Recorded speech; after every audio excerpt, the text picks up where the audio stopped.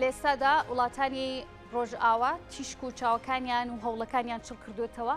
بەمبەستی ئەو چارەسەریە یاخود ئەو قەیرانە ئابوووریە و هەروە ئەو قەیرانەی کە پێی دەوترێت وزە پرسی وزە بۆ ڕۆژهەڵاتی ناوەڕاست دیارە لە دوای ئەوەی جۆ بایدن سەرۆکی ئەمریکا سەردانێکی بۆ وڵاتانی کەندا و ئەنجامدا دوا بە دوای ئەو هەردوێنێ هەریەک لا سەرکردانی وڵاتانی رووسیا و تورکیا و ئێران کۆبوونەوەیەکیان لا تاران ئەنجامدا دیارە بەدەر لە کۆبوونەوە گشتێکی کە هەرسێکیان بە کۆبوونەوەی سێقۆڵی ناسێنرا جابەجایش و یاخود گەر بکرێت کۆبوونەوەی دوو قۆڵیش لە نێوان سەرکردەکانی ئەم سێ وڵاتەدا ئەنجامدرا هەر ئەمڕۆژ وەزیری دەرەوەی سووریا گەشتە ئێران لەسەر ئەم بابەتە هەریەک لە وەزیرانی دەرەوەی سووریا و ئێران کۆنفرانسێکی ڕۆژنامەوانیان ئەنجامدا پرسی سەرەکی ئەویش سووریا بوو دیارەیەکێک بوو لە ئەجندای کۆبوونەوە سێقۆڵەکەی دوێنێش لەسەر ئەم بابەتە من میوانێکم دەبێت گفتوگوی زیاتری لەگەڵدا دەکەم بەڕێز بارام مەجید بەک کە بەڕێزیان شارەزان لە کاروباری ئێران ڕاستەخۆ لێرە لە ستۆدیۆ میوانی منە کاک بارام زۆر سپاس بۆ ئامادەبوونت وڵاتانی ڕۆژئاوا لێستادا چاویان خستۆتە سەر وڵاتانی کەندا و ڕۆژهەڵاتی ناوەڕاست هۆکاری چییە ئەم سەردانانە ئەم سەردانە کتوپڕانەی کە دەیکەنە ڕۆژهەڵاتی ناوەڕاست ئەجەندای کۆبوونەوەکانیان لە چیا خۆی بینێتەوە بەڵێ ئۆردەرێکی تازە بۆ ڕۆژهەڵاتی ناوەڕاست بەڕێوەیە بەوا تا ڕێخستنەوەیەکی دووبارەی سیاسەتەکان لە ڕۆژهەڵاتی ناوەڕاست بە تایبەتی پاشەڕی ئۆکرانیا ئەم واقعی منتیقەکە خەریکە لە واقعەیەکی جیۆ سیاسیەوە چێتە واقعەیەکی جیۆ ئۆکۆنۆمی بە تایبەتی پرسی وزە گۆڕانکاریە سیاسیەکان لە ناوچەکەیە ئەو ڕێزبەندی کە لە ڕێزی وڵاتانی جیهانی بەسەرکردایەتی ئەمریکا و رووسیا بە تایبەتی کاردانەوەی ئەم ڕێزبەندیە تازەیە بە واتایەکتر ئەم شەڕە نوێ ساردیە لە منتیقی ڕۆژهەڵاتی ناوەڕاستە ئەخوازێک کە ئەم جوڵە دیپلۆماسی و سیاسی و ئابوووریانە لە ناوچەکەیان ڕوو بدەن باشە لێسەدا جیاوازیەک دەبیێت لە هاوسەنگی هێزی ئەمریکا و رووسیا هەردووکیان دوور کابەری سەرسەختی یەکەن لە جیهاندا لە ڕووی ئابووری و لە ڕووی سیاسیەوە دیارە لە ڕووی وزەشەوە لە ڕۆژهەڵاتی ناوەڕاستە لێسادا باڵانسی هێزی ئەم دوو وڵاتە چۆنە؟ ئەمریکەکان هەوڵێکیان لە وڵاتانی خەلیج دەست پێ کردووە بەوەی کە ئەو گوشارەی کە لەسەر ئابووری جیهانی هەیە بە تایبەتی دوای شەڕی ئۆکرانیا بۆی کە کۆنتترۆلی بابەتی نرخی نەوت و وزە بکەن لە جیهانە بە تایبەتی ڕێکوتنیان لەگە وڵاتانی خەلیج ئەمە دەستپێکی ئەو هەنگاوە بوو کە جۆن بایدن سەرۆکی ئەمریکا لە منتیقەکەیان ناوێتی و ئەتوانین بڵێن تەحالوفێکی اقتصادی بەهێز لە کەندا و لە عمقی باشووری استراتیژی ئێران ڕوویداوە لە هەمان کاتە بابەتی غازە کە ئەمیشە بابەتێکی گەرمی جیهانیە ڕووسەکان لە تارانن و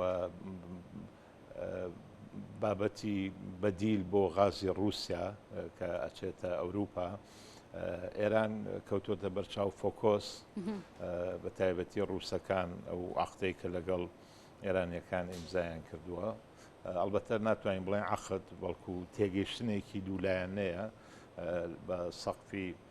40 ملیارد دۆلارە لەگەڵ گازپرۆم کردوێتی کە ئەمە لە نەزەی یەکەمەوە تێگەین زیاتر نمایشێکی سیاسی بێت تا لە ڕووی کردداریەوە ڕووسەکان بتوانن بەو دەست و بردە لەگەڵ ئەوەی شاکە رووسیا و ئێران منافسی بازاری نێودەوڵەتی یەکترن لە مەسەلەی غازە. باشە کە باسی رووسیا و ئێران و تورکیا دەکەین ڕەنگە لەم نێوەندەدا وڵاتێکی دیکە هەبێت کە ڕکابەری ئەمریکا بێت ئەویش چینە ئەم چین لەم نێوەندەیە لەکوێی کۆبوونەوەکانیانە بە تایبەتی و کۆبوونەوە سێقۆڵەی کە دوێنێ ئەنجامدرا لە تاران ئەوەی من تێگەیشتنی من بۆ سیاسەتی سین لە ڕۆژهەڵاتی ناوەڕاستە ئەوەیە کە سینەکان پێداگریەکەن لەسەر ئەوەی کە سیستەمی نێودەوڵەتی لەوە زیاتر تێک نەچێ بە تایبەتی پاش کۆرۆنا ڤایرۆس سەدمەیەکی گەورە بەر ئابووری سین کەوتووە ئەوان بەم وەزعە کە پێشەڕی ئۆکراینیا نوعی لە ڕێخستنەوەی سیستەمی نێودەوڵەتیە بۆ بەڵامی سێ پەشۆکاوی نوعی لە نظامی ئەنارشی لە سیستەمی نێودەوڵەتیە دروست بووە سینیەکان نەیانەوێ بەشێ بن لەم سیراع ململانەیە و نەئیشیانەوێ تداخلەیەکی وا بکەن کە کاریگەری ئابووری لەسەر سین دروست بکات لەبەرەوەی ئەوان تا حدێک خۆیان دوورگرتووە لەو سیراعاتانەی ڕۆژهەڵاتی ناوەڕاست و ڕووسەکانیش لە قۆناغی پاشەکشێن لە سیاسەتی ڕۆژهەڵاتی ناوەڕاست. باشە تورکیا کە ئێستا کۆبوونەوە لەگەڵ هەریەک لە ئێران و رووسیا دەکات کە ئەم دوو وڵاتە جۆرێک لە ڕکابەری جۆرێک لە ململانی سیاسیان هەیە لەگەڵ ئەمریکا. بەڵام تورکیا تا ئێستا زۆر باز لەوە دەکرێت کە پرسی تورکیا جیاواز بێ ڕەنگە بە حکومەوەیەکی یەکێکە لە ئەندامانی ناتۆ لەگەڵ ئەوشدا لە بلاوە دێت کۆبوونەوەیەکی استراتیژیە سیاسیە دوێنێ بازرگانی بینیمان کە ڕێککەوتنێکی بازرگانی لەگەڵ ئێران ئەنجامدا. تورکیا دەیەوێت چی دەست بکەوێت؟ تورکیا لەم نێوەندەیە هێشتا یەکلایی نەبووتەوە لەبەرەی ڕۆژاواییەکانە یاخود لە ڕۆژهەڵاتیەکانە. تورکیا قەت خۆی یەکلا ناکاتەوە لەبەرەوەی واقعی سیاسی و جوگرافی تورکیا ئەوە خوازێ کە تورکەکان بە تایبەتی لە چەند ساڵی ڕابردووە بە ئاراستەی ئەوە ئیشەکەن لە ڕووی سیاسی و اقتصادی و ئابووری و ئەمنیشەوە کە تا حدێکی زۆر هەم سەربەخۆیی خۆیان لە چوارچێوەی ناتۆیە پارێزن هەموو کارکتێرێکی نێودەوڵەتی لە گۆڕانکاریەکانی جیهانە نوعاً ما تەوازن و باڵانسێ لە پەیوەندەکانی خۆیان لەگەڵ رووسیا و ئەمریکاش ڕابگرن و هەروەها لەگەڵ ئەوەی کە تورکەکان تا ئێستا کە پێگەیەکی هێندە بەهێزیان لە ڕووی ئابووری و لە ڕووی ئەوە لەگە وڵاتانی ئەوروپا نییە ئۆردۆگان خوازیاری ئەوەیە کە گەڕاوەتەوە بۆ سیاسەتی مەنتیقەیی بە تایبەتی سیاسەتکردن ڕۆژهەڵاتی ناوڕاستە بە ئاساییکردنەوەی پەیوەندەکانی لەگەڵ ئیسرائیل لەگەڵ سعودیە لەگەڵ ئێران و لەگەڵ وڵاتانی کەندا و هەمیشە ئەو کاتانەی کە قەیران بە تایبەتی ئێمە بیرمانە کە لە شەڕی ئێران عێراقیشە هەمیشە تورکەکان لە ڕووی سیاسەتی بازرگانی و لە ڕووی سیاسیەوە براوەی یەکەم بوون لە ڕووی اقتصادیەوە بۆی توان زۆرترین سوود بە وڵاتەکەی خۆیان بگەێنن لەبەرەوەی کە وەکو ئەزانین تورکیا ئێستا لە قەیرانێکی ئابووری قورسایە بە تایبەتی و اتفاقات نێشیکە لەگەڵ ئێرانێکە لە ڕاستیا تورکیا ئێستا وەکو وڵاتێکی مسەیتەر لە ڕووی ئابووریەوە بەراورد لەگەڵ ئێران ئەو عەقدانەی ئیمزا کردووە عەقدەکان پێم وابێ ئەو عەقدانە لە 3 ساڵی داهاتووشە ئەتوانن بێنە بخرێنە بواری جێبەجێکردنەوە لەبەرەوەی بەرزکردنەوەی ئاستی معاملاتی تیجاری لە بینی ئێران و تورکیا لە 7 ملیارد و نیوە بۆ نزیکەی 30 ملیارد دلار ئەمە کات و ساتی خۆی پێویستە بەو دەستوبردە ناتوانێت لەبەرەوەی ئێرانیش خۆی لە ژێرگوشارێکی اقتصادیە تورکەکان خۆشیان لە ژێرگوشاری اقتصادی قورسان زیاتر ئەمە غیتایەکە بۆ ئەوەی کە ئێران و تورکیا بتوانن بە شێوەیەکی کلاسیکی پەیوەندی ئەمنیەکانی خۆیان لە مەنتیقەکە بە تایبەتی لەسەر سنوورەکانی خۆیان پارێزن. باشە جۆرێک لە ترس هەیە لەوەی یاخۆت لە هەژبوونی مەبستم ئەمریکا لە ڕۆژهەڵاتی ناوەڕاست بە حکمی ئەو سەردانی کە جۆ بایدن ئەنجامیدا بە ڕۆژهەڵاتی ناوەڕاست وڵاتانی کەندا و ڕاستەخۆ کۆبوونەوەیەکی سێقۆڵی لە نێوان ئەم سێ وڵاتە کە بە تایبەتی رووسیا و ئێران کە بە دوو وڵاتی وەکو پێشتری ژوتم ڕکابەری ئەمریکادا دەنرێت یعنی ترسێکەی لەم نێوەندەیە بەرامبەر بە هەژمونی ئەمریکا لە ڕۆژهەڵاتی ناوەڕاست دووبارە زیادکردنەوەی دەسەڵاتەکانی ئەمریکا و هەژمونونەکەی بێت لەم ناوچانەیە ئەو ترسە طبیعیە ئەو ترسە لە دو حربی عالەمی دووەمەوە لە ڕۆژهەڵاتی ناوەڕاستە بووە ململانەیە تازە نییە بەڵام ئەوەی کە جێگەی سەرنج و گرنگە ئەوەیە کە ڕووسەکان بە دەستێکی پڕەوە پۆتین نەگەڕاوەتەوە بۆ مۆسکۆ لەبەرەوەی ئەم کۆبوونەوانە ئەساسن لە چوارچەوەی ئەو کۆبوونەوانی ئاستانەیە کراوە کە بۆ بڕیاردان لەسەر مەسیری سووریا بەسراوە احتیمالی ئەوەی کە وەکو ئەگەرێک ناوەندە ئستراتیژیەکانی ئێران خۆشیان لەوانەیە کە نزیکن لە قەراری سیاسی و ناوەندانە بازەوەکەن لە احتیمالی ئینسیحابی ڕووسەکان لەبەرەوەی ئەوان گرفتارن بە شەڕی ئۆکرانیا ئەو مەناطیقانەی کە لە سووریا ئەگەر ڕووسەکان بیانەوێ بەجێی بەڵن ئێران وەکو ئالتەرناتیڤی و مەناطیقانن بگرێتە دەست لە لایەکی ترەوە تورکیا ئەوێ هێرش بکاتە سەر سووریا ئەمەش نیگەرانی ئێرانی لێکەوتوتەوە لەبەرەوەی ئێرانیەکان نایانەوێ وەرەقی سووریا بە ئاسانی نە ئەمریکیەکان نە تورکەکان لەژێر دەستیانە بیهێنە دەرەوە لەبەرەوە ئەیانەوێ بە نوعی لە نوعەکان تاویزیان بابەتە بە نوعی لە ئیتفاقاتی اقتصادی لەگەڵ دەوڵەتی تورکیا بکەنەوە بۆی کە ئەو زەختە لەسەر ئێران و لەسەر دەوڵەتی سووریا کەمتر باشە ئێران لەم کۆبوونەوەیە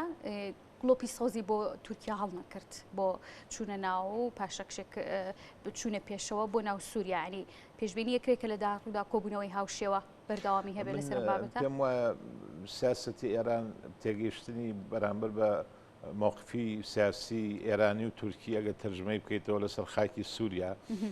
تۆزێ ئاڵۆسترە لەوەی کە ئێمە لە میدیاکانەوە ئەیبینین بەرە ئێرانیەکان بە هەموو شێوەیە دژی ئەوەن کە تورکەکان هێرش بکەنە سەر سووریا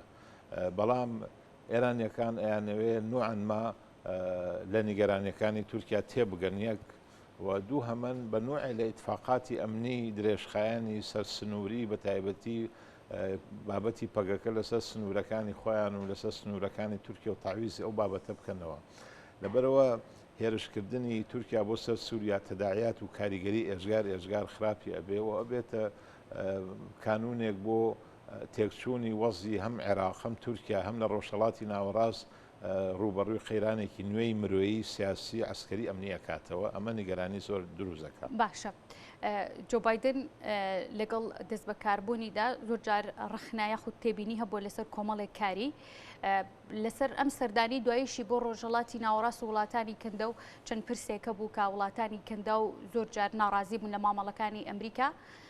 لە کۆمەڵێک پرسی سیاسیە یعنی دەشێت دانیشتن و کۆبوونەوەی ئەم دوایی لەگە وڵاتانی ڕۆژهەڵاتی ناوەڕاست وڵاتانی کەنداوە ئیجابی بوو بێت بۆ ئەمریکا لە ڕووی ئەوە کە جۆن بایدن توانیوێتی بە تایبەتی نرخی وزە لە ناو ئەمریکا خۆشی منسەلی بەنگزین زۆر بەرز بۆتەوە توانیوێتی تا حدێک دڵنیاییە بار بەتەوە لە متەمە سەحوفیەکانە باسی لە نەتائیج ئەم سەفەرە لە دوو سێ هەفتەی داهاتوو کرد بتوان بگەنە نرخێکی عادیلانە بۆ نرخی نەود لە عالەمان پێم وانە لەبەرەوەی عەرەبستان بە تەنها ناتوانێت تاویزی ئەو بڕەکەمەی نەود بداتەوە بە تایبەتی ڕووسیا یەکێکە لە وڵاتانی کە کاریگەری ئێژگار هەیە لەسەر تهدیدکردنی نرخی نەود لە عالەمە و ئەم ڕیزبەندیانە کە هەیە هەموو گۆڕانکاریەکان بە شێوەیەکی گشتی ئەتوانین بڵێن کە ڕوخساری ڕۆژهەڵاتی ناوەڕاست ئەبا بەرە و دوو بلۆکە بوون لە بینی ئەمریکەکان و ڕووسەکان و کاراکتەرە سەرەکیەکان لەم نێوەندەیە باز دووبارە ئێران سعودیە و تورکیایە باشە عێراق لەکوێی ئەم معادلە سیاسی و هاوکێشە سیاسیانەیە بەڵێ عێراق ئێوێ تا حدێک بگەڕێتەوە بۆ سربەخۆبوون لە بڕیاری سیاسی خۆیان عێراقیەکان تازە سەرەتای دەستپێکردنی ڕۆڵیانە لە ڕۆژهەڵاتی ناوەڕاست بە تایبەتی ئەو ناوەندگیریانەی کە لە نێوان ئێران و عەرەبستان ئایکەن هەم لەلایەن ئێرانیەکان و هەم لەلایەن ئەمریکیەکان تەرحیب کراوە عێراقی نوێ ئەبێ عێراقێکی سربەخۆ بێ لە ڕووی بریاری سیاسی منتیقەی خۆی و لە ڕووی بڕیاری ناوخۆی خۆشی بۆ پێکەنێنە حکوومەت لە داهاتوە لەم ئەخیرانەوە ئەمریکا هێزەکانی کشانەوە لە نێو عێراقدا و باسیشیان لەوە کرد کە چەند جارێک لە پێکەنانی ئەم کابینەی حکوومەتدا باسییان لەوە کردووە کە ئەوان دەزوەردان لە کاروباری عێراقدا ناکەن یعنی ئەم سەردانانی پێشبینی کراوە بۆ ئەوەی کە لە داهاتوودا وردەوردە ئەمریکا بێت هەژمونی خۆی دووبارە بێنێتەوە نێو عێراق بەڵێ من بە تێڕوانینی من ڕۆڵی ئەمریکیەکان کۆتایی نەهاتووە لە ڕۆژهەڵاتی ناوەڕاست تایبەتی ئەگەر فۆکۆس بخەینە سەر حکوومەتی عێراق خۆی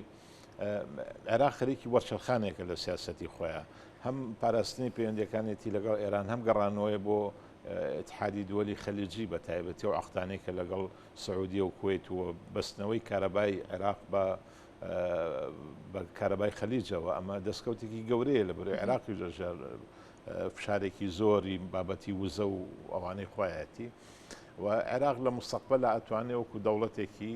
تا حدێک سربەخۆ لە بڕیاری سیاسی خۆیان ئەتوانێت هەم لە ژێر هەژمۆنی ئەمریکیەکان و هەم لە ژێر هەژمۆنی ئێرانیەکان تا حدێک بتوانن سەربەرز بکاتەوە و ڕۆڵێکی ناوچەیی خۆی ببینێت ئەم دۆخە شڵەژاوی عێراق و ئەم سیاسەتە چق بەستویی کە هەیە ڕێگە بۆ سەربەرزکردنەوەی لە عێراق